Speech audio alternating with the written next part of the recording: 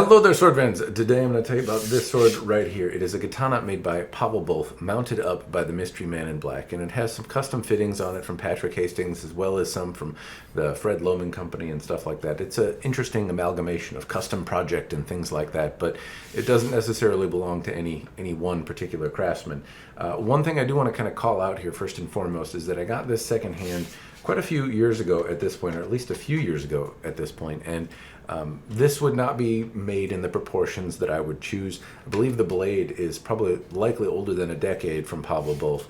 The Mystery Man in Black, who I've had do a number of projects, did this project, though not for me, and I would not have chosen to have this longer handle. The handle's about 13.5 inches, the blade's about 28.25 inches long, and proportionally, I don't mind the long handle, but I can't say it's my choice. I usually prefer around a 10-inch handle-ish. 13.5 is a little long. It's like an extra hand length. Some styles of martial arts prefer that. Mine doesn't happen to be one of them. Anyway, I'm going to tell you about this. I'm going to show it off because I think I'm going to sell it. This has been sitting out in, well, basically up on my wall for a while, and I haven't practiced with it very much. It's just, while it has all of the things that I like, I inevitably end up using different swords, and this one just isn't getting used. So I'm likely going to end up putting it up, and before I do, it has some cool and compelling things to share with you.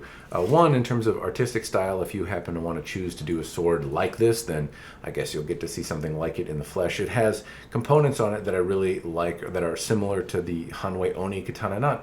Not quite, but like this has some features on it that I wish were included on that sword, or some of the features on that sword I wish were included on this sword. Anyway, I'll talk about that in a moment. Also note that because this is an older blade by Pavel Bolf, there are some imperfections on here. I've seen more pictures from Pavel Bolf in recent years, and I don't know that this is really up to speed with the type of work that he currently produces. I think he does a better job on swords nowadays. There are some minor, I don't know if they're pockets, inclusions, basically imperfections on the sword. They don't seem to be anything but cosmetic, but nevertheless, it is worth noting that they're there. And in the photos that I've seen from his recent works, I don't see that. So if you like what you see here, chances are, if you were to get anything from him today or some of his more recent work, it would be at a higher quality than this. But there is some character, there are some cool things here. It's got some basic characteristics and flaws as well, which I'll talk about, but more or less, it's a pretty nice sword. All right, I'm going to talk about the kasha right here, the end cap, the pommel, the end bit here. Now, I don't honestly know who made these end pieces here. They look familiar. I want to say that they're made out of a fittings company out of Japan. I'm not 100% certain, but they have basically like a scratch pattern to them. They're relatively simple, but elegantly placed, and they don't have any sharp ledges or anything really that I can complain about. They have enough detail that they look nice, but at the same time, they're not really overly detailed or really doing anything particularly special. The fuchi towards the top up here also matches. It has thematically the same kind of thing. A slight band kind of around the center. It adds a little bit of character. They're nice, but again, nothing particularly special. I would say that these are right in line with what you would expect to get from Hanwei or something like that. One of the Chinese mass production companies that tends to do fittings better, I might add. But I believe they are Japanese cast or made, but they're clearly cast fittings. These right here, the Minuki, are gargoyle fittings, and these were made by Patrick Hastings. I have another set of gargoyle fittings actually from Patrick Hastings that I bought from the same gentleman who commissioned this sword, and these gargoyle fittings don't have the amount of detail that Patrick Hastings is certainly capable of putting on his pieces, but they are unique certainly and have a cool certainly a cool looking aesthetic to them. And earlier I mentioned that this sword has some kind of cool demonic type themes to it that I would really like to have seen on the Hanwei Oni katana. The Hanwei Oni katana, in my opinion, has one of the coolest kind of fuchi and kashra and kurigata pieces in terms of furniture. I really like the way they look, but it doesn't have the coolest minuki or tsuba, and this is where this sword kind of picks up the tab. So I have some cool gargoyle fittings here that I think really fit quite well. And then on the tsuba, there is a basically a simple moan, but like a demonic oni type face on the tsuba, and overall otherwise pragmatic fittings. And honestly, I really like the execution on this one more, and I wish that the Oni Katana followed suit and thematically had something a little bit more demonic looking in terms of Minuki, or scary looking, and then had a simple Oni face. Those are the parts of the fittings that I really like the most, and I wish that sword had. Anyway, they're on here, and this sword, character-wise, has some pretty cool stuff. Now, I'll talk about the tsuba more in just a moment. As I noted, Patrick Hastings made the Minuki. If I look under here as well, on the Ito wrap, we have Fred Lohman Tsunami, and this is stuff that you don't tend to see used very much. I don't know if Fred Lohman Company is still in operation, if they're still making stuff or not, honestly. But for a while, you could get Fred Lohman Tsunami Ito. This has like a suede type feeling. It wears and it shows usage, but maybe not as quick as actual suede would. It's soft to the touch, and it's easier theoretically to clean, though I wouldn't say I've had enormous success in cleaning it and restoring it back to original. But it ties up the way the Man in Black does it, very, very tight. The Ito knots are clean and nice, and I think it makes a very handsome presentation. The transitions on each of the ends, whether it be on the kashra over here or up towards the fuchi, all transition very well. Underneath here we have a very nice skin, so you can see here that you can make out really large nodules on the semigawa panel. They're all pretty big, and this is likely a full wrap, and you can make out all sorts of big details in the semigawa panels. Forgive the crying baby in the background, by the way. My son is being a little bit cranky right now, but I don't necessarily have a time to make videos where he is not guaranteed to be cranky. So if you hear a crying baby, he's fine. He's just a baby, and that's the sounds he makes. Anyway, the tsuba. It is a piece, I believe, from Fred Lohman Company. I really like the look and execution on here. Fred Lohman Company, I think, does a really good job in terms of casting their fittings. I've noticed that they're quite nice, and some of the minor details on here, which hopefully you're able to see in this little demonic face here, come out and pop pretty well. I think they do a pretty decent job for what they are. They also cost quite a bit, though. I mean, a set of fittings could easily cost you $500. So I mean, they certainly charge for the quality of fittings that they were doing. Now, honestly, I don't know if Fred Lohman Company is still doing fittings and stuff, if you can still buy them, if he's still out there. I heard for a while people weren't getting responses. I guess I don't know if that's the case or not anymore. But if you can, I think he does make some of the at least some very usable fittings out there. If you don't want to hunt for antiques or you don't want to commission new pieces, they're certainly nice for the value, for the money that you're paying. And this Tsunami Ito, from a practitioner standpoint, well, it's a synthetic kind of modern made material. I really do like the way it feels in the hand, and I like the way it comes out in the wrap. I think it's a very, very handsome looking material. This sword also has a horn, koiguchi, kurigata, and kojiri tip down here. And those are pretty standard fare for what you might see on a custom sword. But we also see on the paint job here is it's got this kind of candy cane striped ishime texture on the front, and then mixed in is this kind of three-tiered candy cane stripe, which mixes in like a gloss black and silver pearl kind of mixture. It has a kind of wave-like character to it underneath on these candy cane stripes. Now there are some imperfections here. This might just be dust left over on here, but the sai has been used a little bit.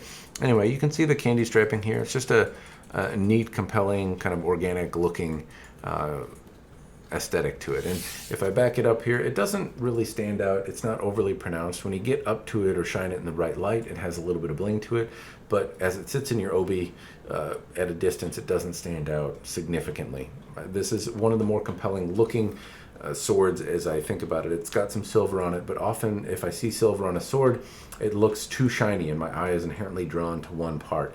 These slightly blackened fittings with silver, the blackened iron tsuba with silver moan, the silver that's tied in throughout, kind of doesn't inherently draw my eye to any one part of the sword. It all kind of blends together and looks like one object, as opposed to having really blingy fittings or a really pronounced silver fitting on the saya.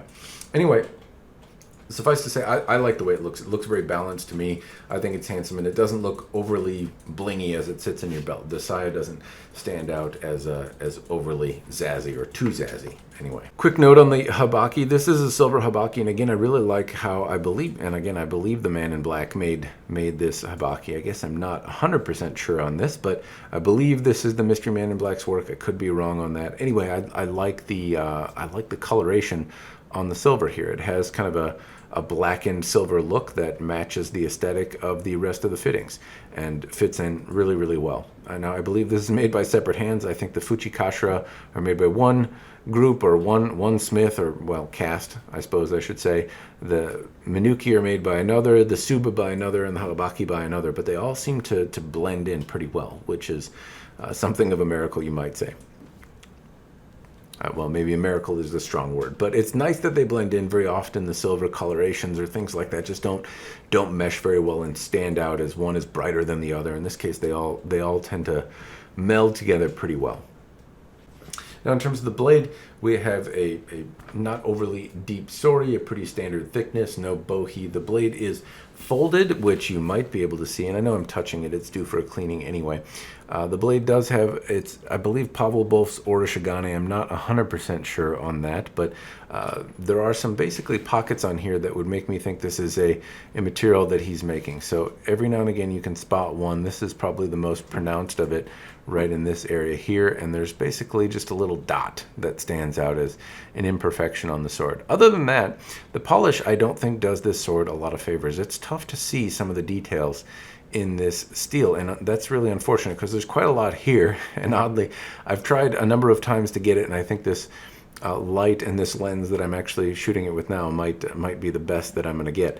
But I do think there's a lot of activity, a lot of interesting stuff to see here. Pavel Bolf is a very accomplished smith, and he has made a lot of swords, and I don't know if he's still making them actively, if he still does custom projects, but I'll try to put a link to his website in the description down below. Just be sure I've heard some things where people are not getting swords out of him in a timely manner, so I don't know if that's the case. I haven't heard that for about 5 years or 4 years or something like that. I've had a few of his blades, though I've never bought one directly from him. I've always gotten them secondhand, and I've always been impressed with the type of sword he's putting out. Honestly, they're not terribly expensive from my understanding, but in terms of shape-wise, this has a shape that is a little bit more reminiscent of Japanese swords. And that's not to say that other swords can't be that, but a lot of the mass production Chinese swords, or even some of the custom smiths out of the US, just don't quite get the curvature. It tends to straighten out the handle, or I don't know, something just doesn't mesh right. This looks a little bit more Japanese to me and my eye. Anyway, I do like it. He also does some Orishigane work where he's making his own material. I think that's what this is. And it has a lot of character out there. This is, I believe, his kind of sufficient Iaido practitioner polish where he'll do it.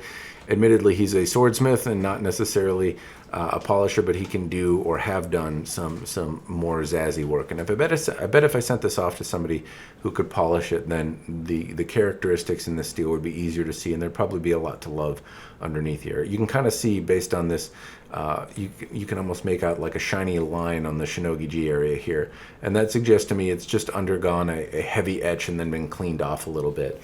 And that's basically what we're looking at here. So there's more to be seen under here. It's just tough to get at. But there's a lot of activity, a lot of interesting patterns in the hada. And I wish I could see it better. It just requires a lot of the right light.